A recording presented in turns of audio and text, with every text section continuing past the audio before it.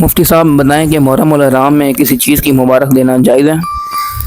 جی، محرم الحرام میں جو مبارک کے حوالے سے اکثر سوال کرتے ہیں لوگ، دیکھیں لفظ مبارک جو ہے یہ ایک برکت کی دعا ہے۔ تو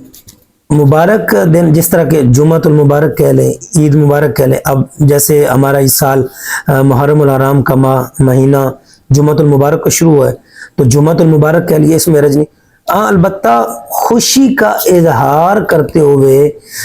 شہدائے کربلا کے ساتھ ہمدردی اور نواسۂ رسول صلی اللہ علیہ وسلم کے ساتھ جو ظلم ہوا، انہیں شہید کیا گیا، اس ہمدردی اور اس محبت کے تقاضوں کے طور پر اگر کوئی مبارک نہیں دیتا تو ٹھیک ہے۔ اگر یہ سمجھ لینا کہ اس مہینے میں مبارک دینا یا خوشی کا اظہار کرنا یہ حرام ہے تو یہ بالکل بھی جائز نہیں ہے۔ کسی جگہ بھی قرآن و حدیث کے اندر ایسی بات نہیں ہے، اور نہ ہی شریعت اس بات سے منع کرتی ہے۔ البتہ اظہار ہمدردی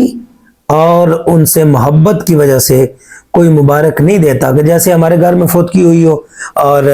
کوئی تذکرہ چھڑا ہو، کوئی دوست آ کے پھر اس تذکرے کی وجہ سے مبارک نہیں دیتے یا دوسرے کو منع کرتے کہ بھائی مبارک نہ دو، اس کی والدہ فوت ہوئی ہے یا اس کا باپ فوت ہوا ہے، اسی دن کو فوت ہوا ہے، تو